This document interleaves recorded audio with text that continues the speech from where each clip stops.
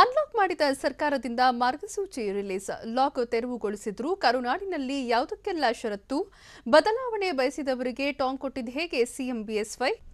ಸರ್ಕಾರ ಪ್ರಕಟಿಸಿರೋ ಅನ್ಲಾಕ್ ಮಾರ್ಗಸೂಚಿಯಲ್ಲಿ ಏನೇನಿದೆ? ರಾಜ್ಯದ 11 ಜಿಲ್ಲೆಗಳಲ್ಲಿ ಏನೆಲ್ಲ ಟಫ್ ರೂಲ್ಸ್ ಜಾರಿ ಮಾಡಲಾಗಿದೆ? ನೈಟ್ ಕರ್ಫ್ಯೂ ವೇಳೆ ಸಂಚಾರಕ್ಕೆ ಯಾವ್ಯಾವ ನಿರ್ಬಂಧ ವಿಧಿಸಲಾಗಿದೆ? ಇದೆಲ್ಲವನ್ನು ನೋಡೋಣ semi unlock news ಎಕ್ಸ್‌ಪ್ರೆಸ್‌ನಲ್ಲಿ.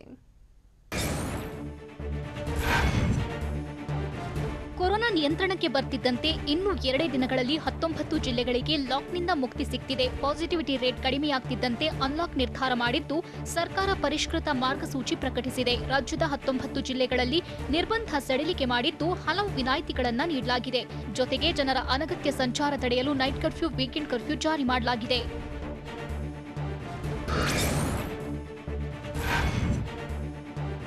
Positivity rate ಹೆಚ್ಚಿರುವ 11 ಜಿಲ್ಲೆಗಳಲ್ಲಿ ಟಫ್ ರೂಲ್ಸ್ ಜಾರಿ ಮಾಡಲಾಗಿದ್ದು ಜೂನ್ 21ರವರೆಗೂ ಲಾಕ್ಡೌನ್ ವಿಸ್ತರಣೆ ಮಾಡಲಾಗಿದೆ. ಚಿಕ್ಕಮಗಳೂರು, ಶಿವಮೊಗ್ಗ, ದಾವಣಗೆರೆ, ಮೈಸೂರು, ಚಾಮರಾಜನಗರ, ಹಾಸನ, ದಕ್ಷಿಣ ಕನ್ನಡ, ಮಂಡ್ಯ, ಬೆಂಗಳೂರು ಗ್ರಾಮಾಂತರ, ಬೆಳಗಾವಿ, ಕೊಡಗಿನಲ್ಲಿ ಲಾಕ್ಡೌನ್ ವಿಸ್ತರಿಸಲಾಗಿದೆ.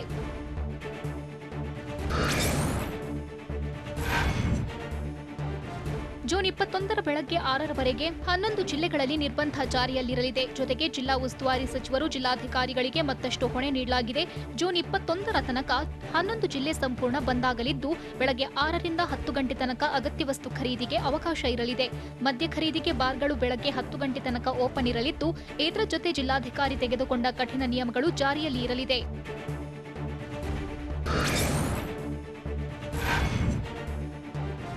ಜೂನ್ 14ರಿಂದಲೇ ಬೆಂಗಳೂರು ಅರ್ಧ ಅನ್ಲಾಕ್ ಆಗ್ತಿದ್ದು ಸೋಮವಾರದಿಂದ ಸಿಲಿಕಾನ್ ಸಿಟಿಯ ಚಿತ್ರಣ ಚೇಂಜ್ ಆಗಲಿದೆ. ಸೋಂಕಿನ ಸಂಖ್ಯೆ ಇಳಿಕೆ ಆಗ್ತಿರೋದ್ರಿಂದ ಬೆಂಗಳೂರಿಗೆ ಹಾಫ್ ರಿಲೀಫ್ ನೀಡಲಾಗಿದೆ. ಅಗತ್ಯ ವಸ್ತುಗಳ ಖರೀದಿಗೆ ಇದ್ದ ಸಮಯ ವಿಸ್ತರಣೆ ಮಾಡಿದ್ದು ಸೋಮವಾರದಿಂದ ಮಧ್ಯಾಹ್ನ 2ರವರೆಗೆ ಅಗತ್ಯ ವಸ್ತು ಖರೀದಿಗೆ ಅವಕಾಶ ನೀಡಲಾಗಿದೆ.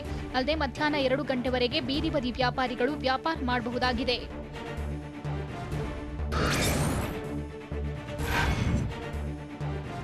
ಅನ್ಲಾಕ್ ಆದರೂ ಸಿಲಿಕಾನ್ ಸಿಟಿ ಬೆಂಗಳೂರಿಗೆ ಫುಲ್ ರಿಲೀಫ್ ಇಲ್ಲ. ರಾತ್ರಿ ವೇಳೆ ಸುತ್ತಾಡಬಹುದು, ವೀಕೆಂಡ್ನಲ್ಲಿ ಪಾರ್ಟಿ ಮಾಡಬಹುದು ಅಂತ ಹೊರಗಡೆ ಬಂದ್ರೆ ಲಾಕ್ ಆಗೋದು ಪಕ್ಕಾ. ಜೂನ್ 14ರಿಂದ ಬೆಂಗಳೂರಿನಲ್ಲಿ ಸಂಜೆ 7ರಿಂದಲೇ ನೈಟ್ ಕರ್ಫ್ಯೂ ಜಾರಿಯಾಗ್ತಿದ್ದು ಬೆಳಗ್ಗೆ 5 ಗಂಟೆಯವರೆಗೆ ಕಠಿಣ ನಿರ್ಬಂಧ ಇರಲಿದೆ. ಇದರ ಜೊತೆಗೆ ಬೆಂಗಳೂರಿನಲ್ಲಿ ವೀಕೆಂಡ್ ಕರ್ಫ್ಯೂ ಜಾರಿಯಾಗಲಿದ್ದು ಶುಕ್ರವಾರ ಸಂಜೆ 7ರಿಂದ ಸೋಮವಾರ ಬೆಳಗ್ಗೆ 5 ಗಂಟೆಯವರೆಗೆ ಕರ್ಫ್ಯೂ ಇರಲಿದೆ.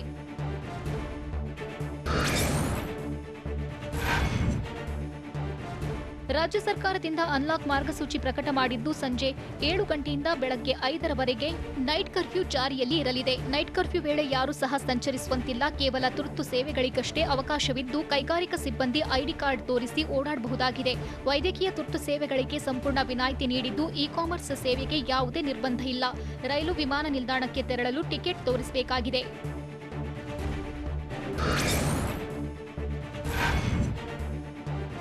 ಅನ್ಲಾಕ್ ಆಗ್ತಿರೋ ಜಿಲ್ಲೆಗಳಲ್ಲಿ ರಾಜ್ಯ ಸರ್ಕಾರ ಬಿಗ್ ರಿಲೀಫ್ ನೀಡಿದೆ. 19 ಜಿಲ್ಲೆಗಳಲ್ಲಿ ಅಗತ್ಯ ವಸ್ತು ಖರೀದಿಗೆ ಸಮಯ ವಿಸ್ತರಣೆ ಮಾಡಲಾಗಿದೆ. ಪ್ರತಿದಿನ 8 ಗಂಟೆಗಳ ಕಾಲ ಅಗತ್ಯ ವಸ್ತುಗಳನ್ನು ಖರೀದಿಸಬಹುದು. ಸದ್ಯ ರಾಜ್ಯದಲ್ಲಿ ಬೆಳಗ್ಗೆ 6ರಿಂದ ಬೆಳಗ್ಗೆ 10 ಗಂಟೆಯವರೆಗೆ ಮಾತ್ರ ಅಗತ್ಯ ವಸ್ತುಗಳನ್ನು ಖರೀದಿಸಬಹುದಾಗಿದೆ. ಆದರೆ ಸೋಮವಾರದಿಂದ ಮಧ್ಯಾಹ್ನ 2ರವರೆಗೆ ಖರೀದಿಗೆ ರಿಲೀಫ್ ನೀಡಲಾಗಿದೆ.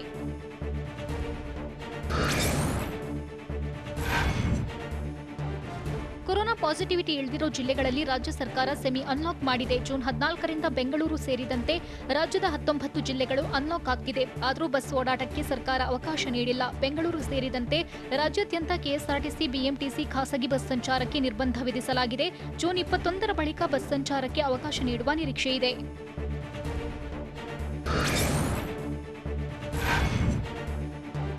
ಪರಿಸ್ಥಿತಿ ನೋಡಿಕೊಂಡು ಹಂತ ಹಂತವಾಗಿ ಅನ್ಲಾಕ್ ಮಾಡ್ತೇವೆ ಅಂತ ಬೆಂಗಳೂರಿನಲ್ಲಿ ಟಾಸ್ಕ್ ಫೋರ್ಸ್ ಅಧ್ಯಕ್ಷ ಅಶ್ವಥ್ ನಾರಾಯಣ್ ಹೇಳಿದ್ದಾರೆ.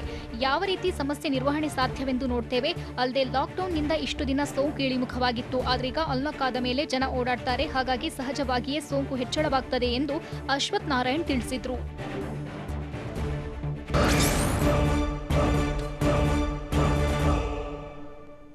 ಸೋಮವಾರದಿಂದ ಯಾವ್ಯಾವ ಸೇವೆಗಳು ಪುನರಾರಂಭ ಆಗ್ತಿದೆ? ಅಂತರ್ಜಿಲ್ಲಾ ಪ್ರಯಾಣಕ್ಕೆ ವಿಧಿಸಿರೋ ಷರತ್ತು ಏನು? ಹೋಟೆಲ್, ಬಾರ್, ಮದುವೆಗಳಿಗೆ ಏನೆಲ್ಲ ರೂಲ್ಸ್ ಇದೆ? ಇದೆಲ್ಲವನ್ನು ನೋಡೋಣ ಫ್ರೀಡಮ್ ನ್ಯೂಸ್ ಎಕ್ಸ್‌ಪ್ರೆಸ್‌ನಲ್ಲಿ.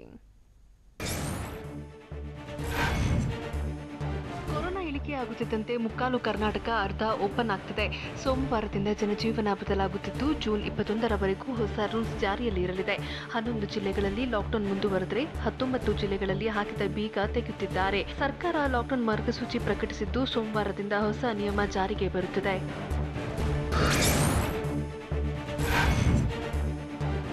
ಲಾಕ್ಡೌನ್ ಸಡಿಲಿಕೆ ಮಾಡಿರುವ ರಾಜ್ಯ ಸರ್ಕಾರ ಅಂತರ್ಜಿಲ್ಲಾ ಪ್ರಯಾಣಕ್ಕೆ ಅವಕಾಶ ನೀಡಿದೆ.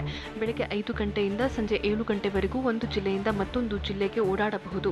ಆದರೆ ಪ್ರಯಾಣದ ವೇಳೆ ಕೋವಿಡ್ ನಿಯಮ ಪಾಲನೆ ಕಡ್ಡಾಯವಾಗಿ ಪಾಲಿಸಬೇಕು ಅಂತ ಸೂಚಿಸಲಾಗಿದೆ. ಜೊತೆಗೆ ಆಟೋ ಮತ್ತು ಟ್ಯಾಕ್ಸಿಗಳಲ್ಲಿ ಕೇವಲ 2 ಪ್ರಯಾಣಿಕರು ಮಾತ್ರ ಇರಬೇಕು ಅಂತ ಕಂಡೀಷನ್ ಹಾಕಲಾಗಿದೆ.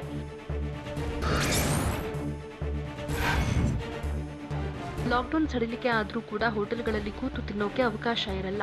ಹೋಟೆಲ್ಗಳಲ್ಲಿ ಕೇವಲ ಪಾರ್ಸಲ್ಗೆ ಮಾತ್ರ ಅವಕಾಶ ಇರುತ್ತೆ. ಕೊರೋನಾ ಹರಡುವ ಸಾಧ್ಯತೆ ಇರೋದ್ರಿಂದ ಪಾರ್ಸಲ್ಗೆ ಮಾತ್ರ ಅವಕಾಶ ಕೊಡಲಾಗಿದೆ ಅಂತ ಮುಖ್ಯಮಂತ್ರಿ BS ಯಡಿಯೂರಪ್ಪ ಹೇಳಿದ್ದಾರೆ.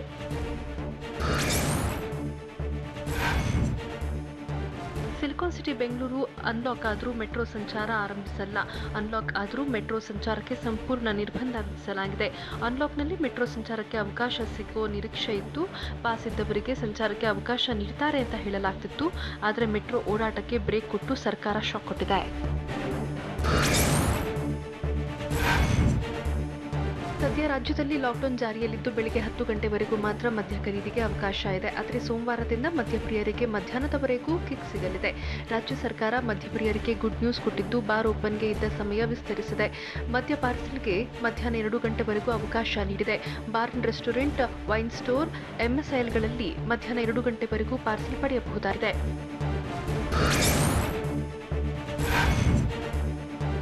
ಅನ್ಲಾಕ್ ಇದ್ರೂ ಅದ್ದೂರಿ ಮದುವೆಗಳಿಗೆ ಅನುಮತಿ ಇಲ್ಲ. ಮದುವೆಗಳಲ್ಲಿ ಭಾಗಿಯಾಗೋಕೆ 40 ಜನರಿಗಷ್ಟೇ ಅವಕಾಶ ಇದೆ.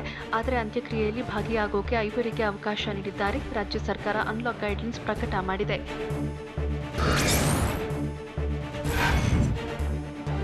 ರಾಜ್ಯದಲ್ಲಿ ಇಷ್ಟು ದಿನ ಮನೆಯಲ್ಲಿದ್ದು ಗಾರ್ಮೆಂಟ್ಸ್ ಕಾರ್ಮಿಕರು ತೀವ್ರ ಸಂಕಷ್ಟ ಅನುಭವಿಸಿದ್ರು. ಹೀಗಾಗಿ ಎಲ್ಲಾ ಕಾರ್ಖಾನೆಗಳನ್ನು ಓಪನ್ ಮಾಡೋಕೆ ಸಿಎಂ ಅನುಮತಿ ನೀಡಿದ್ದಾರೆ. ಎಲ್ಲಾ ಕಾರ್ಖಾನೆ 50% ಸಿಬ್ಬಂದಿಯನ್ನು ಬಳಸಿಕೊಂಡು ಕೆಲಸ ಮಾಡಬೇಕಾಗಿದೆ. 30% ಸಿಬ್ಬಂದಿಯೊಂದಿಗೆ ಗಾರ್ಮೆಂಟ್ಸ್ ಆರಂಭಿಸಬೇಕು ಅಂತ ಸರ್ಕಾರ ಆದೇಶ ಮಾಡಿದೆ.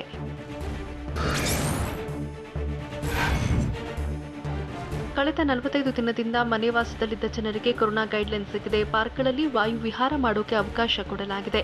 ಬೆಳಗ್ಗೆ 5 ಗಂಟೆಯಿಂದ 10 ಗಂಟೆವರೆಗೂ ಪಾರ್ಕ್ಗೆ ತೆರಳೋಕೆ ಅವಕಾಶ ಇದೆ. ಸೋಮವಾರದಿಂದಲೇ ಸಾರ್ವಜನಿಕರು ಪಾರ್ಕ್ಗಳಿಗೆ ಹೋಗಬಹುದಾಗಿದೆ.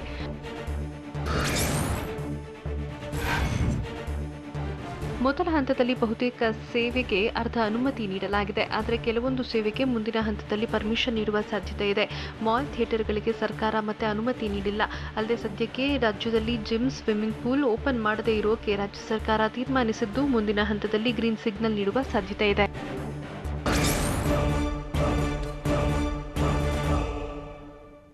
ಅನ್ಲಾಕ್ ಮೊದಲೇ ಸಹಜ ಸ್ಥಿತಿಗೆ ಬಂದ್ಬಿಡ್ತಾ ಬೆಂಗಳೂರು. ಆಂಬ್ಯುಲೆನ್ಸ್ ಸಿಲುಕುವಷ್ಟು ಟ್ರಾಫಿಕ್ ಆಗಿದ್ದು ಎಲ್ಲಿ? ಬೆಂಗಳೂರಿನ ಬಗ್ಗೆ ಸಚಿವರಾದ ಬೊಮ್ಮಾಯಿ, ಸುಧಾಕರ್ ಹೇಳಿದ್ದು ಏನು? ಇದೆಲ್ಲವನ್ನು ನೋಡೋಣ ರಿಯಾಲಿಟಿ ಚೆಕ್ ನ್ಯೂಸ್ ಎಕ್ಸ್‌ಪ್ರೆಸ್‌ನಲ್ಲಿ.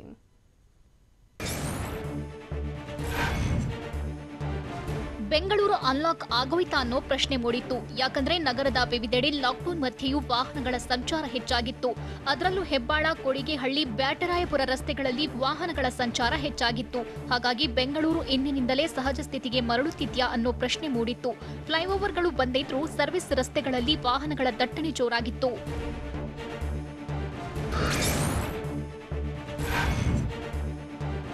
ಲಾಕ್ಡೌನ್ ನಡುವೆ ಬೆಂಗಳೂರಿನಲ್ಲಿ ಟ್ರಾಫಿಕ್ ಜಾಮ್ ಆಗಿ ಎಲ್ಲೆಲ್ಲೂ ಜನಜಾತ್ರೆಯೇ ಸೇರಿತ್ತು. MS ಬಿಲ್ಡಿಂಗ್ ಬಳಿ ಟ್ರಾಫಿಕ್ನಲ್ಲಿ ಸಿಲುಕಿ ಆಂಬ್ಯುಲೆನ್ಸ್ ಪರದಾಟ ನಡೆಸಿತು. ಅನ್ಲಾಕ್ಗೆ ಇನ್ನೂ 3 ದಿನ ಬಾಕಿ ಇದ್ರೂ ಅನಗತ್ಯವಾಗಿ ಸಂಚಾರ ಮಾಡ್ತಿದ್ದು ಟ್ರಾಫಿಕ್ ಜಾಮ್ ಆಗುವಷ್ಟು ರೇಂಜಿಗೆ ಬೇಕಾಬಿಟ್ಟಿಯಾಗಿ ಜನರು ಓಡಾಡ್ತಿದ್ದಾರೆ.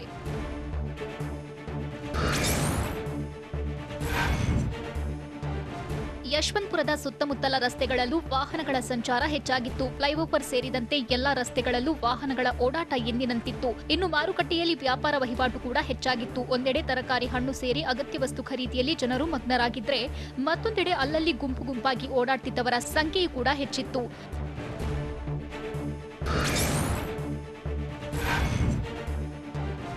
ಬೆಂಗಳೂರು ಅನ್ಲಾಕ್ ಘೋಷಣೆ ಬೆನ್ನಲ್ಲೇ ಕ್ರಾಂತಿವೀರ ಸಂಗೊಳ್ಳಿ ರಾಯಣ್ಣ ರೈಲ್ವೆ ನಿಲ್ದಾಣದಲ್ಲಿ ಜನಜಾತ್ರೆಯೇ ನೆರೆದಿತ್ತು. ಮತ್ತೆ ಬದುಕು ಕಟ್ಟಿಕೊಳ್ಳಲು ಜನ ಬೆಂಗಳೂರಿನತ್ತ ವಲಸೆ ಬರ್ತಿದ್ದು ರೈಲ್ವೆ ನಿಲ್ದಾಣ ಜನರಿಂದ ತುಂಬಿತ್ತು. ಲಾಕ್ಡೌನ್ ಜಾರಿಯಾದ ನಂತರ ಬೆಂಗಳೂರು ತೊರೆದಿದ್ದ ಜನ ಪುನಃ ರೈಲಿನ ಮೂಲಕ ಬೆಂಗಳೂರಿನತ್ತ ಮುಖ ಮಾಡ್ತಿದ್ದಾರೆ.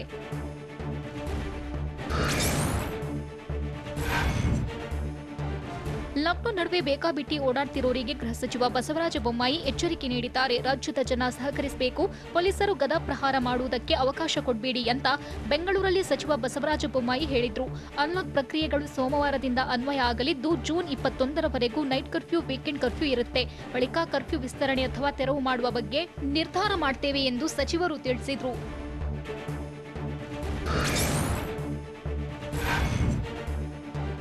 ಬೆಂಗಳೂರು ನೋಡಿದ್ರೆ ನನಗೂ ಭಯ ಆಗುತ್ತೆ ಅಂತ ಆರೋಗ್ಯ ಸಚಿವ ಡಾಕ್ಟರ್ ಕೆ ಸುಧಾಕರ್ ಹೇಳಿದ್ದಾರೆ. ಬೆಂಗಳೂರಿನಲ್ಲಿ ಜನ ಎಚ್ಚರಿಕೆಯಿಂದ ಇರಬೇಕು, ನಿಯಮಗಳನ್ನ ಎಲ್ಲರೂ ಕಡ್ಡಾಯವಾಗಿ ಪಾಲನೆ ಮಾಡಬೇಕು, ನಗರ ಭಾಗದಲ್ಲಿ ಜನ ಅನಗತ್ಯವಾಗಿ ಓಡಾಡಬಾರದು ಎಂದು ಆರೋಗ್ಯ ಸಚಿವ ಡಾಕ್ಟರ್ ಕೆ ಸುಧಾಕರ್ ಮನವಿ ಮಾಡಿದ್ರು.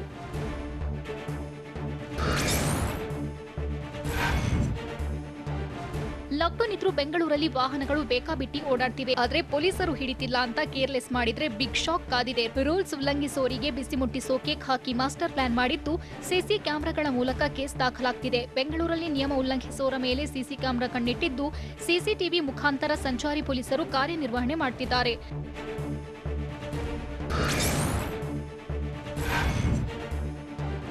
ರಾಮನಗರದಲ್ಲಿ ಫುಡ್ ಕಿಟ್ ವಿತರಣೆ ಕಾರ್ಯಕ್ರಮದಲ್ಲಿ ಕೊರೋನಾ ನಿಯಮಗಳಿಗೆ ತಿಲಾಂಜಲಿ ಹಾಡಲಾಗಿತ್ತು. ಜೂನಿಯರ್ ಕಾಲೇಜು ಮೈದಾನದಲ್ಲಿ ರಾಮನಗರ ವಿಧಾನಸಭಾ ಕ್ಷೇತ್ರ ವ್ಯಾಪ್ತಿಯ ಆಶಾ ಕಾರ್ಯಕರ್ತೆಯರು ಮತ್ತು ಅಂಗನವಾಡಿ ಕಾರ್ಯಕರ್ತೆಯರಿಗೆ ದಿನಸಿ ಕಿಟ್ ನೀಡಲಾಯಿತು. ಶಾಸಕಿ ಅನಿತಾ ಕುಮಾರಸ್ವಾಮಿ, ನಿಖಿಲ್ ಕುಮಾರಸ್ವಾಮಿ ಕಾರ್ಯಕ್ರಮದಲ್ಲಿ ಭಾಗಿಯಾಗಿದ್ದರು. ಈ ವೇಳೆ ದೈಹಿಕ ಅಂತರ ಮರೆತು ಫುಡ್ ಕಿಟ್ ವಿತರಣೆ ಮಾಡಲಾಗಿದೆ.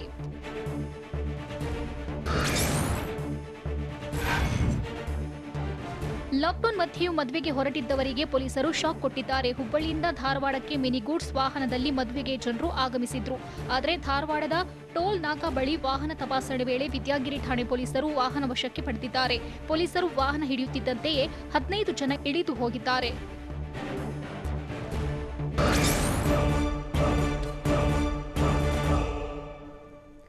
ರಾಜ್ಯದಲ್ಲಿ ಕೋವಿಡ್ಗೆ ಬಲಿಯಾದವರ ಕುಟುಂಬಕ್ಕೆ ಪರಿಹಾರ ಸಿಗುತ್ತಾ?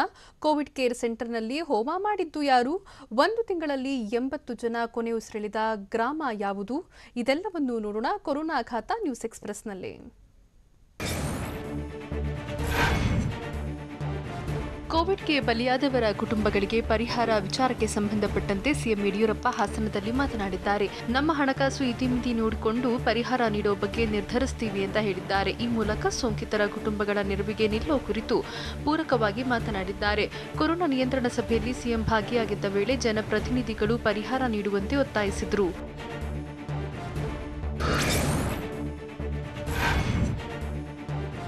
ನಿಯಮ ಉಲ್ಲಂಘಿಸುವುದೇ ಕಾಂಗ್ರೆಸ್ನವರ ಪ್ರವೃತ್ತಿ ಅಂತ ಬೆಂಗಳೂರಿನಲ್ಲಿ ಗೃಹ ಸಚಿವ ಬಸವರಾಜ ಬೊಮ್ಮಾಯಿ ವಾಗ್ದಾಳಿ ನಡೆಸಿದ್ದಾರೆ. ಲಸಿಕೆ ಬಂದಾಗ ಮೊದಲು ಮೋದಿ ಪಡೆಯಲಿ ಅಂದ್ರು, ಈಗ ವ್ಯಾಕ್ಸಿನೇಷನ್ ಯಾಕೆ ಕೊಟ್ಟಿಲ್ಲ ಅಂತ ಕೇಳ್ತಿದ್ದಾರೆ ಅಂತ ನಾಯಕರ ವಿರುದ್ಧ ಬಸವರಾಜ ಬೊಮ್ಮಾಯಿ ಹರಿಹಾಯ್ದಿದ್ದಾರೆ.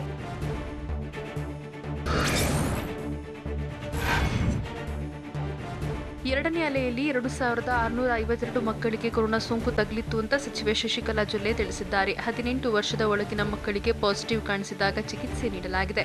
ಆದರೆ ಪೋಸ್ಟ್ ಕೋವಿಡ್ನಲ್ಲಿ 4 ಮಕ್ಕಳಿಗೆ ತೊಂದರೆ ಆಗಿತ್ತು. ಆದರೆ ಚಿಕಿತ್ಸೆ ಬಳಿಕ 4 ಮಕ್ಕಳು ಗುಣಮುಖರಾಗಿದ್ದಾರೆ. ಮಕ್ಕಳಲ್ಲಿ ಕವಾಸಕಿ ಸೇರಿ ಹಲವು ಕಾಯಿಲೆ ಕಾಣಿಸಿಕೊಳ್ತಿದ್ದು ಹೆಚ್ಚಿನ ಗಮನ ಹರಿಸಲಾಗ್ತಿದೆ ಅಂತ ಕೂಡ ರಾಯಚೂರಿನಲ್ಲಿ ಸಚಿವೆ ಶಶಿಕಲಾ ಜೊಲ್ಲೆ ತಿಳಿಸಿದ್ದಾರೆ.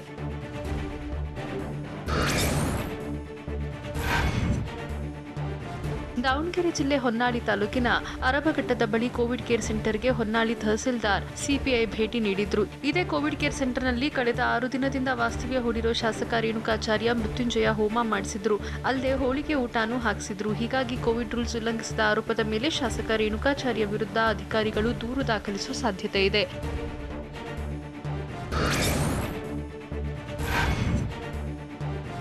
ಬೆಳಗಾವಿ ತಾಲೂಕಿನ ಕಂಗ್ರಾಳಿ ಬಿಕೆ ಗ್ರಾಮದಲ್ಲಿ 1 ತಿಂಗಳಲ್ಲಿ 80 ಜನ ಅಸುನೀಗಿದ್ದಾರೆ. ಕೊರೋನಾದಿಂದ 11 ಜನ ಮೃತಪಟ್ಟರೆ 69 ಜನ ಸಹಜ ಉಸಿರು ಚೆಲ್ಲಿದ್ದಾರೆ.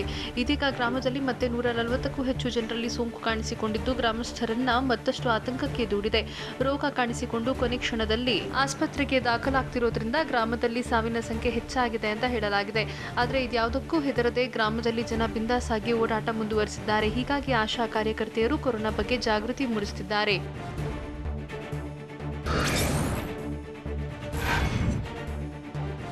ಬಾಗಲಕೋಟೆ ಜಿಲ್ಲೆಯಲ್ಲಿ ಮತ್ತೆ 3ರಲ್ಲಿ ಬ್ಲಾಕ್ ಫಂಗಸ್ ಸೋಂಕು ಕಾಣಿಸಿಕೊಂಡಿದೆ. ಆ ಮೂಲಕ ಜಿಲ್ಲೆಯಲ್ಲಿ ಫಂಗಸ್ ರೋಗಿಗಳ ಸಂಖ್ಯೆ 76ಕ್ಕೆ ಏರಿಕೆಯಾಗಿದೆ. ಈ ರೋಗಿಗಳ ಪೈಕಿ 5 ಮೃತಪಟ್ಟಿದ್ದಾರೆ. ಸದ್ಯ ಜಿಲ್ಲಾಸ್ಪತ್ರೆಯಲ್ಲಿ 15 ಬ್ಲಾಕ್ ಫಂಗಸ್ ರೋಗಿಗಳಿಗೆ ಶಸ್ತ್ರಚಿಕಿತ್ಸೆ ನೀಡಲಾಗುತ್ತಿದೆ ಅಂತ ಬಾಗಲಕೋಟೆ ಡಿಎಚ್ಒ ಡಾಕ್ಟರ್ ಅನಂತ ದೇಸಾಯಿ ತಿಳಿಸಿದ್ದಾರೆ.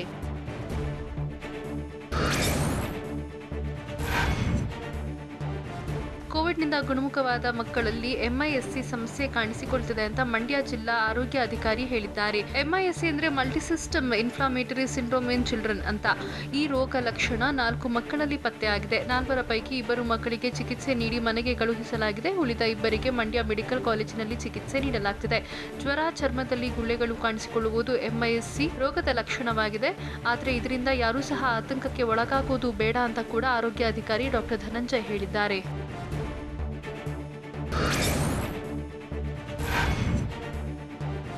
ಬೆಂಗಳೂರಿನಲ್ಲಿ ಕೊರೋನಾ ಸೋಂಕು ಕಡಿಮೆಯಾದರೂ ಆತಂಕ ತಪ್ಪುತ್ತಿಲ್ಲ. ಆಸ್ಪತ್ರೆಗಳಿಗೆ ದಾಖಲಾಗುವವರ ಸಂಖ್ಯೆ ಇಳಿಕೆ ಆಗ್ತಿಲ್ಲ.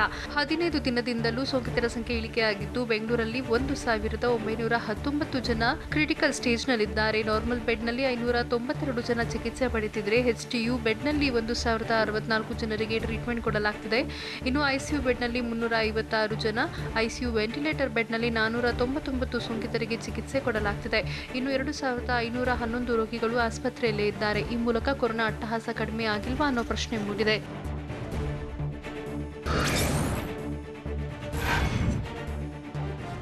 ಬೆಂಗಳೂರಿನ KC ಜನರಲ್ ಆಸ್ಪತ್ರೆ ಬಳಿ ವ್ಯಾಕ್ಸಿನ್ ಪಡೆಯೋಕೆ ಜನ ಉದ್ದುದ್ದ ಕ್ಯೂ ನಿಂತಿದ್ರು. ಕೋವಿಡ್ ರೂಲ್ಸ್ ಪಾಲಿಸದೆ ಲಸಿಕೆ ಪಡೆಯೋಕೆ ಜನ ಸಾಲುಗಟ್ಟಿದ್ರು. ಈ ವೇಳೆ ಕೆಲವರು ಮಾಸ್ಕ್ ಧರಿಸಿದ್ರೆ ಮತ್ತೆ ಕೆಲವರು ನಿರ್ಲಕ್ಷ್ಯ ತೋರಿದ್ರು. ಅಲ್ಲದೆ ಅಂತರ ಕಾಪಾಡದೆಯೂ ಕೆಲವರು ಸರತಿಯಲ್ಲಿ ನಿಂತಿದ್ರು. ಈ ಮೂಲಕ ಡೆಡ್ಲಿ ಕೊರೋನಾ ಸ್ಫೋಟಗೊಳ್ತಿದ್ರು. ಸಿಟಿ ಮಂದಿ ಬೇಜವಾಬ್ದಾರಿ ತೋರಿದ್ರು.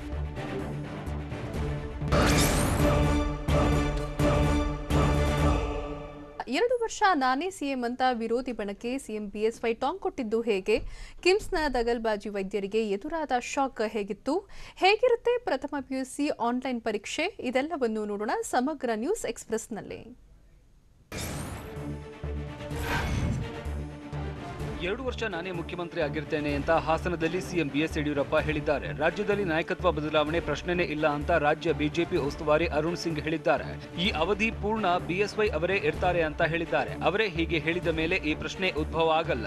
ನಾನು ಭರವಸೆ ಕೊಡ್ತೇನೆ, ಇನ್ನು 2 ವರ್ಷ ನಾನೇ ಸಿಎಂ ಅಂತ ಮುಖ್ಯಮಂತ್ರಿ BS ಯಡಿಯೂರಪ್ಪ ಹೇಳಿದ್ದಾರೆ.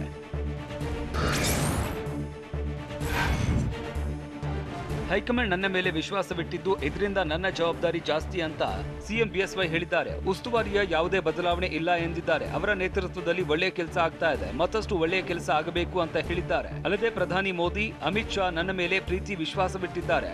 ಅದನ್ನು ಉಳಿಸಿಕೊಳ್ಳೋದಕ್ಕೆ ಶಕ್ತಿ ಮೀರಿ ಪ್ರಯತ್ನ ಮಾಡ್ತೇನೆ ಅಂತ ಸಿಎಂ ತಿಳಿಸಿದ್ದಾರೆ.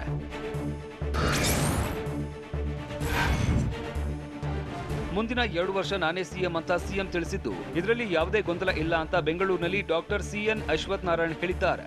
ನಾನು ಪಕ್ಷದ ಶಿಸ್ತಿನ ಸಿಪಾಯಿ, ಪಕ್ಷಕ್ಕೆ ಬದ್ಧನಾಗಿರ್ತೇನೆ ಅನ್ನೋದನ್ನ ಪಕ್ಷದ ಕಾರ್ಯಕರ್ತನಾಗಿ, ನಾಯಕನಾಗಿ ಸಿಎಂ ಮಾದರಿಯಾಗಿದ್ದಾರೆ. ಅಲ್ಲದೆ ನಾನು ಮುಂದಿನ 2 ವರ್ಷ ಕಾಲ ಇರ್ತೇನೆ ಅಂತ ನಾಯಕನಾಗಿ ಸ್ಪಷ್ಟವಾಗಿ ತಿಳಿಸುವಂತದ್ದು ಇತ್ತು. ಅದನ್ನ ತಿಳಿಸಿದ್ದಾರೆ ಅಂತ DCM ಹೇಳಿದ್ದಾರೆ.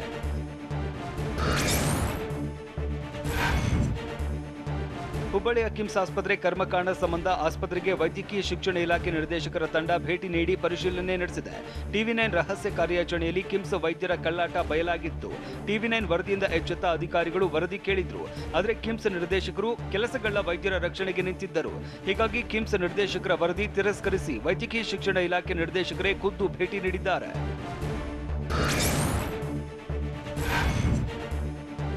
ಹುಬ್ಬಳ್ಳಿ ಕಿಮ್ಸ್ನ ಕಾಮ್ಚೋರ್ ವೈದ್ಯರಿಗೆ ನಡುಕ ಶುರುವಾಗಿದೆ. ಕಳ್ಳ ವೈದ್ಯರಿಗೆ ವೈದ್ಯಕೀಯ ಶಿಕ್ಷಣ ಇಲಾಖೆ ನಿರ್ದೇಶಕರು ಫುಲ್ ಗ್ರಿಲ್ ಮಾಡಿದ್ದಾರೆ. ಕಿಮ್ಸ್ ಆಡಳಿತ ಕಚೇರಿಯಲ್ಲಿ 11 ವೈದ್ಯರನ್ನ ವೈದ್ಯಕೀಯ ಶಿಕ್ಷಣ ಇಲಾಖೆ ನಿರ್ದೇಶಕ ಗಿರೀಶ್ ವಿಚಾರಣೆ ನಡೆಸಿದ್ರು. ಪ್ರೋಗ್ರೆಸಿವ್ ರಿಪೋರ್ಟ್ ಹಾಗೂ ಸಿಸಿ ಕ್ಯಾಮೆರಾಗಳ ಪರಿಶೀಲನೆ ನಡೆಸಿದ್ದು, ಪ್ರತಿಯೊಬ್ಬ ವೈದ್ಯರಿಂದಲೂ ಸಮಗ್ರವಾದ ಮಾಹಿತಿಯನ್ನ ಸಂಗ್ರಹ ಮಾಡಿದ್ದಾರೆ. ಕಿಮ್ಸ್ ಡೈರೆಕ್ಟರ್ ರಾಮಲಿಂಗಪ್ಪ, CEO ರಾಜಶ್ರೀ ಜೈನಾಪುರ್ ಹಾಜರಿದ್ದರು. ಕಿಮ್ಸ್ ವೈದ್ಯರ ಕಳ್ಳಾಟವನ್ನ TV9 ಸಾಕ್ಷ್ಯ ಸಮೇತ ಕಳ್ಳಾಟ ಬಯಲು ಮಾಡಿದೆ. ಆದರೆ ವಿಚಾರಣೆ ವೇಳೆನೂ ದಗಲ್ಬಾಜಿ ಡಾಕ್ಟರ್ಸ್ ಕಳ್ಳಾಟ ಮಾಡಿದ್ದಾರೆ, ತಾವು ತಪ್ಪೇ ಮಾಡಿಲ್ಲ ಅಂತ ವೈದ್ಯರು ಸಮರ್ಥನೆ ಮಾಡಿಕೊಂಡಿದ್ದಾರೆ. ಮೈಗಳ್ಳ ವೈದ್ಯರ ಬಗ್ಗೆ ಸಾಕ್ಷ್ಯವಿದ್ರೂ ವೈದ್ಯಕೀಯ ಶಿಕ್ಷಣ ಇಲಾಖೆ ನಿರ್ದೇಶಕರ ವಿಚಾರಣೆ ಸಮರ್ಥಿಸಿಕೊಂಡಿದ್ದಾರೆ.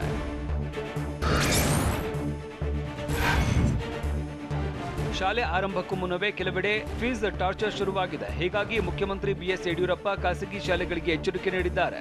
ಹಾಸನದಲ್ಲಿ ಮಾತನಾಡಿದ ಅವರು, ಬೆಂಗಳೂರು ಸೇರಿದಂತೆ ಎಲ್ಲಾ ಕಡೆ ಇಂತಹ ದೂರುಗಳು ಬರ್ತಾ ಇದೆ.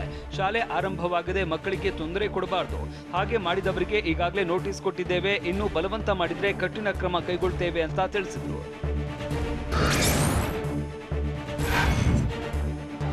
ಪ್ರಥಮ ಪಿಯು ಸ್ಟೂಡೆಂಟ್ಸ್ಗೆ ಪರೀಕ್ಷೆ ನಡೆಸೋದಕ್ಕೆ ನಿರ್ಧಾರ ಮಾಡಿದ್ದು ಆನ್ಲೈನ್ ಮೂಲಕ 2 ಪ್ರಶ್ನೆ ಪತ್ರಿಕೆ ಪರೀಕ್ಷೆ ನಡೆಸೋದಕ್ಕೆ ಎಲ್ಲಾ ಕಾಲೇಜುಗಳಿಗೆ ಪಿಯು ಬೋರ್ಡ್ ಸುತ್ತೋಲೆ ಹೊರಡಿಸಿದೆ. ಅಸೈನ್ಮೆಂಟ್ ಲೆಕ್ಕಾಚಾರದಲ್ಲಿ ಪರೀಕ್ಷೆ ನಡೆಸೋದಕ್ಕೆ ಬೋರ್ಡ್ ನಿರ್ಧಾರ ಮಾಡಿದ್ದು ಮೊದಲ ಅಸೈನ್ಮೆಂಟ್ ಜೂನ್ 20 ಕೊನೆಯ ದಿನವಾಗಿದೆ. ಉಪನ್ಯಾಸಕರು ಜೂನ್ 25ರ ಒಳಗೆ ಮೌಲ್ಯಮಾಪನ ಮಾಡಿರಬೇಕು. ಅದೇ ರೀತಿ ಎರಡನೇ ಅಸೈನ್ಮೆಂಟ್ ಜೂನ್ 26ರಿಂದ ಜುಲೈ 5ರ ಒಳಗೆ ನಡೆಯಬೇಕಾಗಿದ್ದು ಜುಲೈ 10ರ ಒಳಗೆ ಮೌಲ್ಯಮಾಪನ ಮಾಡಿರಬೇಕು. 2 ಪತ್ರಿಕೆಗಳ ಅಂಕ ಸಮೀಕರಣ ಮಾಡಿ ಜುಲೈ 15ರ ಒಳಗೆ ಮುಗಿಸಿ ಜುಲೈ 20ರೊಳಗೆ ಫಲಿತಾಂಶ ಅಪ್ಲೋಡ್ ಮಾಡಬೇಕು ಅಂತ ತಿಳಿಸಲಾಗಿದೆ.